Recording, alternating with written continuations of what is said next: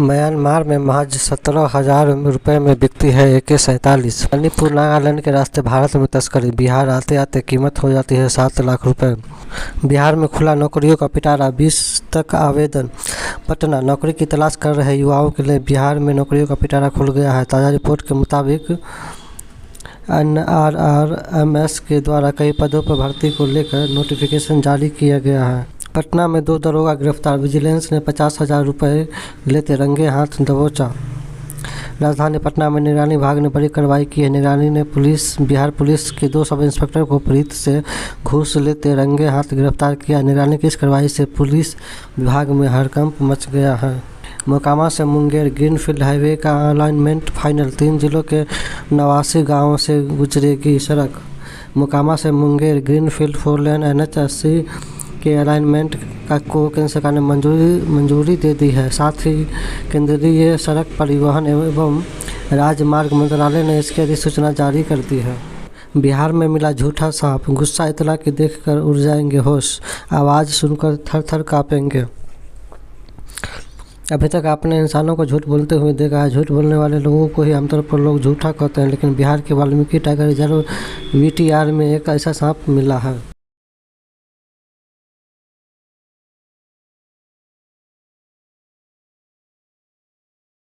5 साल बाद ब्याज दरें घटी।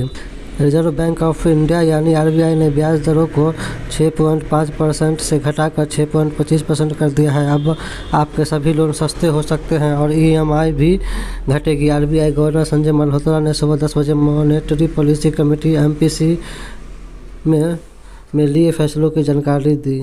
बिहार की वोटर लिस्ट से 4 लाख नाम कटे। अगले महीने इसी की टीम बिहार आएगी। सितंबर के आखिर में आचार संहिता संभव।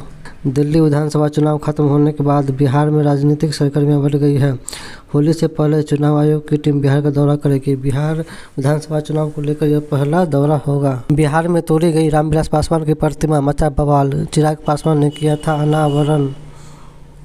औरंगाबाद के महावर गांव में बुधवार को दिवंगत पूर्व केंद्रीय मंत्री व LJP के संस्थापक रामविलास पासवान की प्रतिमा को अराजक तत्वों ने क्षतिग्रस्त कर दिया। प्रतिमा का अनावरण उनके बेटे सांसद चिराग पासवान ने 2021 में किया था। वही मामले को लेकर आक्रोशित ग्रामीणों ने हंगामा किया, जिसके बाद गाँव में पुलिस बल की तैनाती की गई। शराब से भरे ड्रम में डूबने से बिहार में 3 साल के बच्चे की हुई मौत।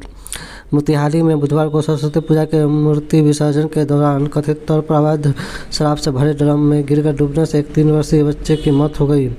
बकौल रिपोर्ट, शराब माफिया ने जमीन में गड्ढा खोदकर शराब के ड्रम छिपाया हुआ था। वहीं पुलिस का कहना है कि जांच में ड्रम में केवल पुआल पाया गया। गले में सांप लटकाकर उसे बार बार चूम रहा था। बिहार का शख्स 4 से 5 बार डसने से हुई मौत। मधुबनी में गुरुवार को गले में सांप लटकाकर घूम रहे एक शख्स के उसके डसने के बाद तरफ का मौत हो गई। बकौल रिपोर्ट्स, जहरीले सांप को बार बार चूम रहे थे शख्स को उसने करीब 2 मिनट में 4 से 5 बार डसा था। सांप के डसने पर भी शख्स ने उसे नहीं छोड़ा, जिससे कुछ देर बाद उसकी मौत हो गई। बिहार में गंगा का पानी नहाने लायक भी नहीं बचा। कई जगह डेड जोन बन गए। वहाँ मछली तक का सांस लेना मुश्किल। प्रयागराज में भी गंगा के किनारे महाकुंभ चल रहा है। इस मौके पर मैं गंगा हूँ से पढ़ी गंगा से जुड़ी कहानियाँ। तीसरी और आखिरी कहानी गंगा में फैली गंदगी और प्रदूषण की। दिल्ली चुनाव रिजल्ट से पहले हलचल तेज। आपकी बैठक में सभी 70 प्रत्याशियों के साथ मंथन कर रहे केजरीवाल। क्षेत्र में फिर लगी आग। मौके पर फायर ब्रिगेड की गाड़ियाँ। महाकुंभ में एक बार फिर आग लगने की घटना सामने आई है। मेला क्षेत्र के शंकराचार्य मार्ग स्थित सेक्टर 18 में आग लग गई। दमकल की गाड़ियां मौके पर है। बता दें, गुरुवार को मेला क्षेत्र के सेक्टर 8 स्थित भ्रष्टाचार निवारण संगठन के शिविर में अचानक आग लग गई थी।